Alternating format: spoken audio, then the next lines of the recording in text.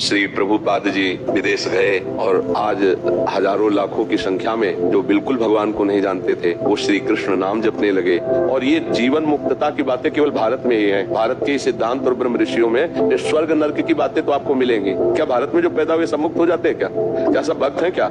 ऐसा बरसे रंग यहाँ पर बचे ना कोई घराना जी, ये संतों का प्रेम नगर है, यहाँ संभल कर आना जी। आज तक बन जाते हैं और यहाँ किसी से भेदभाव नहीं होता कि मुसलमान है, सिख है, ईसाई है, सबके ऊपर कृपा बरसती है। सतगुरुदेव भगवान की जय। सौरभ चौधरी जी पूना से। गुरुदेव भगवान आपके चरणों में कोटि कोटि प्रणाम। गुरुदेव भगवान मैं एक प्रश्न का अपने किसी को उत्तर नहीं दे पाया था, इसलिए आपसे पूछ रहा हूँ। महाराज जी, हम तो गुरुदेव की कृपा से भारत में जन्मे हैं और धाम और संतों की कृपा से हमें भगवत प्राप्ति का ज्ञान और मौका मिला है, परंतु महाराज जी जो भारत में नहीं है, जिन्हें ये पता ही नहीं है कि हमारा जन्म भगवत प्राप्ति के लिए, उनके लिए भगवत मार्ग कैसे मिलेगा, उनका उद्धार कैसे होगा? भगवान कभी उन पर कृपा करेंगे और किसी संत का समागम होगा।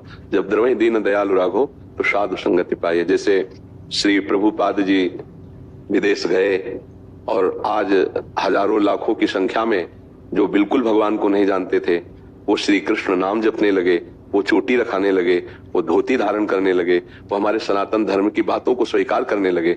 देखो हजारों अंग्रेज आते हैं कार्तिक महीने में जो कांच लगाए धोती पहने और नाम का कीर्तन करते, हजारों की संख्या में हमने देखा है आते ना। तो देखो एक भारतीय महात्मा पहुंचा तो हजारों और लाखों को कृष्ण नाम जपवाया, नहीं जपवाया? तो ऐसे ही हमारे जो भारत के भगवत प्राप्त महात्मा हैं उनके वचन देश विदेश सर्वत्र जाकर कल्याण करते हैं। तो जिन पर भगवान की विशुद्ध कृपा है उनको संत संग सुनने को मिलता है।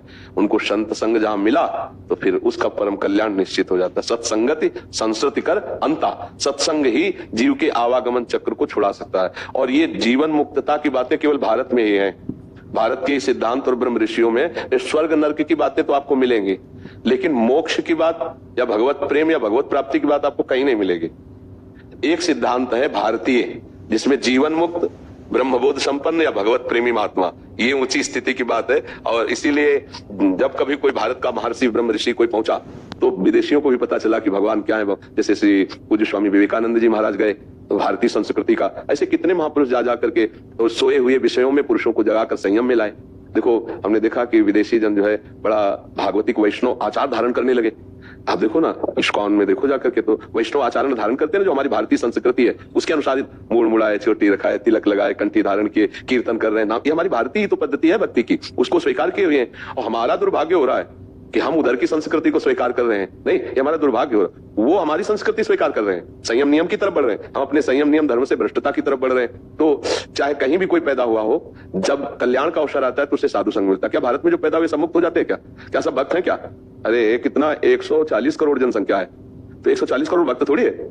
आप विचार करके देखो, तो भारत में जन्म हुआ तो क्या भगवत प्राप्त हो जाएंगे क्या? जब साधु समागम मिलेगा तब भगवत प्राप्त। तो ऐसे भी कहीं भी कोई पैदा हुआ हो उसको मिल सकता है साधु समागम। जब द्रवहि दीन दयालु राघो तो साधु संगति पाइए, उसे संत समागम ही भगवत प्राप्ति कराएगा। संत समागम के बिना मत कीरति गति भूति भलाई, जब जेहि जतन जहां जेहि पाई, सो जानो सत्संग प्रभाव, लोकहु वेद न आनो पाओ। किसी की भी मति गति अगर सुधरी है तो साधु संग से सुधरी है, चाहे भारतीय हो चाहे विदेशी हो। तो जब भगवान कृपा करेंगे तो संतों का संग मिल जाएगा, और नहीं तो फिर बिना संत संग के भारत में भी जन्म लेने पर फिर नारकी गतियां मिलती है। ऐसा थोड़ी कि भारत में जन्म हुआ तो सब जीवन मुक्त हो गए, क्यों? तो इसलिए भगवान जब कृपा करेंगे संत जनों का संग मिलेगा तो कल्याण निश्चित हो जाएगा। अब कल्याण होना बड़ा कठिन है, कौन कल्याण चाहता है? नहीं, कौन भगवान को चाहता है? सब भगवान से अगर भक्ति भी करते हैं तो यही चाहते हैं कि हमें भोग मिले, रुपया पैसा मिले, तो भगवान की जय हो। भगवान की प्राप्ति करना, संसार से उदासीन हो जाना, ये तो बहुत किसी महात्मा की विशेष कृपा होता है जी। दो लेने हमारे सुनाम जी।